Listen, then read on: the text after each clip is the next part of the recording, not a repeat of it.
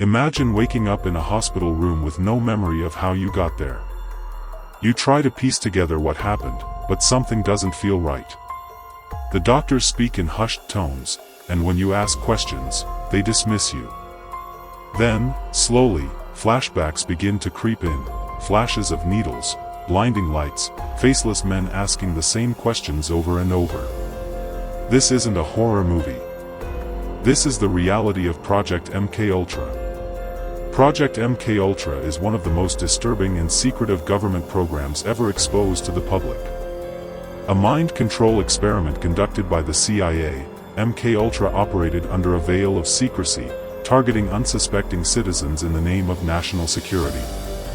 For decades, the truth was hidden behind classified documents and official denials, until bits of it began to leak out, forcing the world to confront a terrifying reality, that the human mind was used as a battleground, manipulated and twisted by those in power.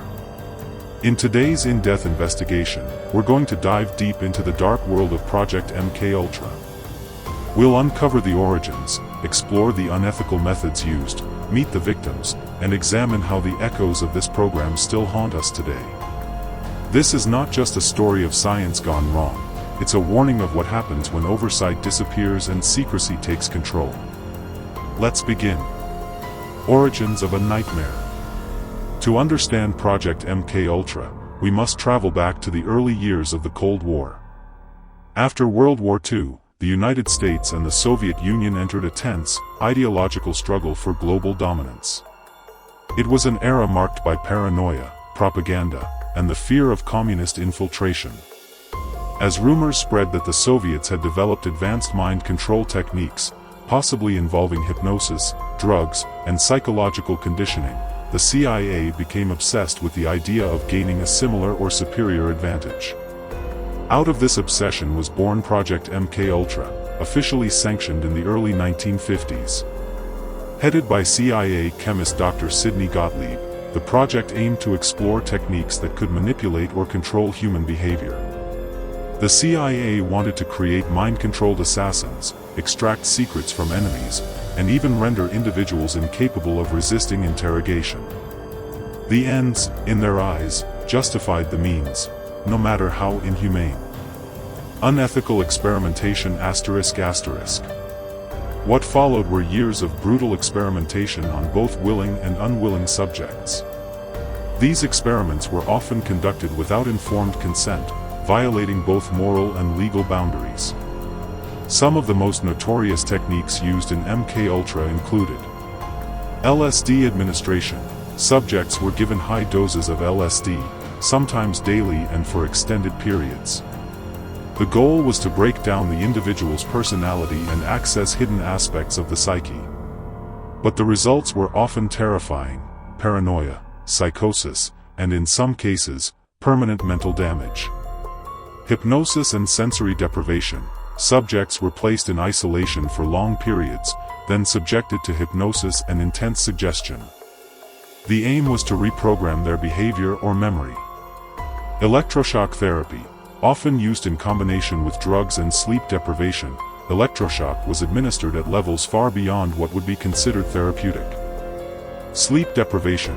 Subjects were kept awake for days or even weeks, then bombarded with repetitive messages to influence their thoughts. These methods were not limited to secret CIA facilities. Hospitals, universities, and even prisons became testing grounds. Many of the victims were mentally ill patients, prisoners, or members of marginalized communities, people considered expendable. The victims. The human cost of MKUltra is immeasurable. Though many records were destroyed in the 1970s, some names and stories have surfaced. Frank Olson, a CIA scientist who allegedly jumped, or was pushed, from a hotel window after being unknowingly dosed with LSD. His death was ruled a suicide, but decades later, his family uncovered disturbing inconsistencies that suggested foul play.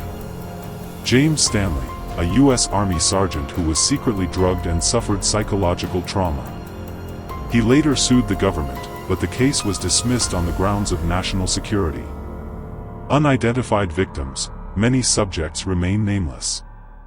Some were long-term patients in psychiatric hospitals who suddenly deteriorated, some were addicts lured in with promises of rehabilitation, others were prisoners told they were participating in harmless research. These people were used like lab rats. And when the experiments were over, they were discarded. Operation Midnight Climax ***.